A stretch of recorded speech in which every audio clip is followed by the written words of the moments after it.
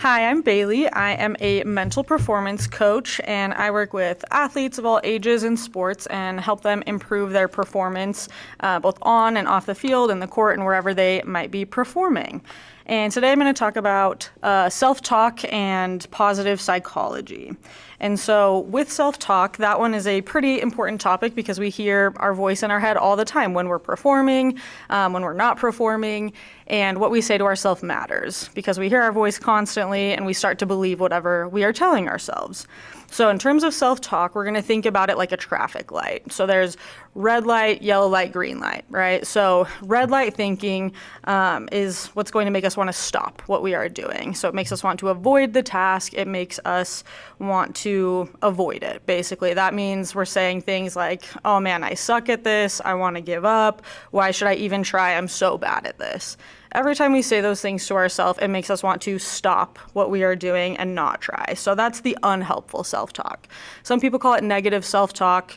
We're going to think of it in terms of helpful and unhelpful. So that's unhelpful self-talk. It's going to move us away from the task at hand.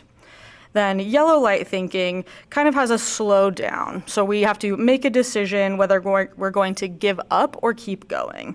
It's not an easy place to be, but we don't feel totally defeated either. So yellow light thinking, we can still choose whether we want to go forward with it or if we want to stop. This space is going to be more neutral. It's all about what's happening in the moment, and it's all about behavior. So this doesn't automatically make us feel like we are going to give up, but we still have a choice in the matter. So focusing on behavior, it's saying things like, I turned the ball over, I gave up possession, I swung and missed, I ran the wrong route, I turned the wrong way. So it's all about what's happening in the moment and the behavior itself. Then we go to green light thinking. This is what is going to, the things we say to ourselves makes us want to keep going, to keep trying. We're feeling amazing, like everything's going our way, and we want to keep playing. And so this is more of the helpful self-talk. It's what we're saying to ourselves that is helping our performance improve. These are things like, I totally got this, that was a great pass, I worked really hard to make that happen, I'm proud of myself. All of those things make us want to keep going with the task that we're doing. And so keeping these three things in mind, so we've got the red light thinking makes us want to stop or avoid what we're doing. Yellow light is a little bit more neutral, focused on behavior, and we have a choice whether we want to keep going or not. And then green light thinking is what makes us want to keep going, to keep pushing forward. And we feel really motivated to do it. So when an athlete is performing, a lot of times if they make a mistake or something doesn't go their way, they go right into red light thinking. And most people, coaches, parents, teammates say, oh, well, just think positively, right? And just like think about the good things. That's a really big jump for a lot of athletes to go straight from the red light thinking to the green light thinking. And so that doesn't always feel realistic. And if they're feeling pretty crappy about it, you saying, well, think positively isn't going to change it. It might even make it more frustrating. So we're going to think of it as a ladder, and we're going to try to get from red light thinking just to yellow light, to more neutral, before we try to jump all the way to green light thinking.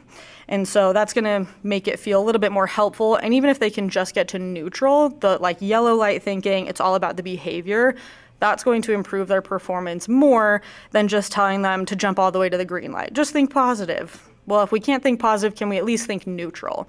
Can we at least focus on the task itself and the behaviors that they are doing? That's going to help them refocus and bounce back from mistakes a lot more than just telling them to think positively.